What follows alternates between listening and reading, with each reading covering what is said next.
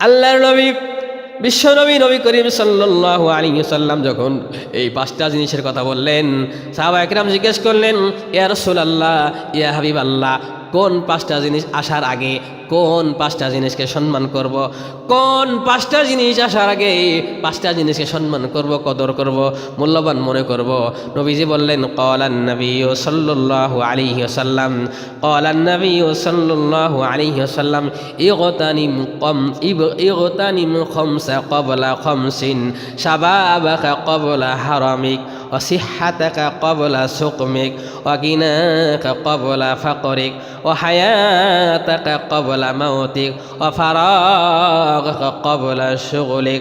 আল্লাহর নবী বিশ্বনবী নবী করিম সাল্লাল্লাহু আলাইহি ওয়াসাল্লাম বললেন, আমার সাহাবা কেরাম শোনো, পাঁচটা জিনিসের মধ্যে এক নাম্বার শাবাবাকা ক্বাবলা হারামিক।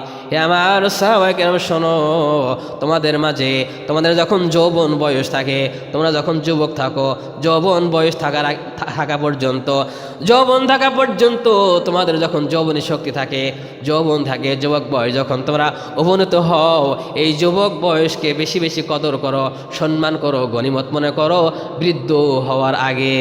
সুবহানাল্লাহ। তোমরা এই সাবানে যে জিনিসগুলি খেয়াল করবে তার মধ্যে একটা হলো, তোমাদের যে যুবক আছো, হে আমার সাহাবে কেরাম, তোমাদের মধ্যে যারা যুবক আছো, হে যুবকরা তোমরা শোনো, তোমাদের একটা কথা বেশি বেশি স্মরণ রাখা দরকার। একটা কথা মনে রাখবে, তোমাদের এখন যৌবন শক্তি আছে, তোমাদের গায়ে শক্তি আছে, তোমাদের গুনাহ করার শক্তি আছে, তোমাদের অপকর্ম করার শক্তি আছে, নাফরমানি করার শক্তি আছে, কিন্তু তুমি যদি আল্লাহর জন্য এই সাবানের চাঁদে মন চায় গুনাহ করতে, তোমার যৌবনের চাহিদা, যৌবনের তাড়নায় তোমার দিল, তোমার মন চায় গুনাহ করতে, তুমি গুনার কাজ ছেড়ে দিয়ে তুমি যদি এটা ভাবো যে আমি তখন যৌবন বয়স, যুবক মানুষ, আমি একবার সুবহানাল্লাহ বললে, একবার নবী আলাইহিস সালাম বলেন, যৌবন বয়সে যুবক অবস্থায় একবার যদি কেউ সুবহানাল্লাহ বলে, বৃদ্ধ বয়সে 70 বার বলার পরেও সেই সব পাবে না। সুবহানাল্লাহ বিহামদি। তাহলে বোঝা গেল যে যৌবনকালী ইবাদত আল্লাহর কাছে অনেক পছন্দনীয়।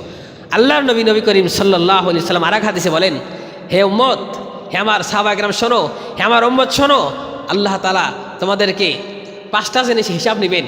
এই পাঁচ জিনিসের মধ্যে এক নাম্বার হলো, তোমার শিশুকাল কিভাবে কেটেছে আল্লাহ তেমন ধরবেন না, তোমার বৃদ্ধকাল কিভাবে কেটেছে আল্লাহ তেমন ধরবেন না, তোমার অন্যান্য সময় কিভাবে কেটেছে আল্লাহ তেমন ধরবেন না, কিন্তু যৌবন বয়স কিভাবে কেটেছে, এই যৌবন বয়স আমার নাম নিয়েছ কি, আমি যৌবনে দিয়েছিলাম, শক্তি দিয়েছিলাম, তোমার জীবনে একটা মূল্যবান শক্তির সময় দিয়েছিলাম, সেই শক্তিটা কোন কাজে ব্যয় করেছো? আল্লাহ তাআলা অন্যভাবে বলেন, নবীজি বলেন, আল্লাহ তাআলা অন্য জায়গায় এইভাবে জিজ্ঞেস করবেন।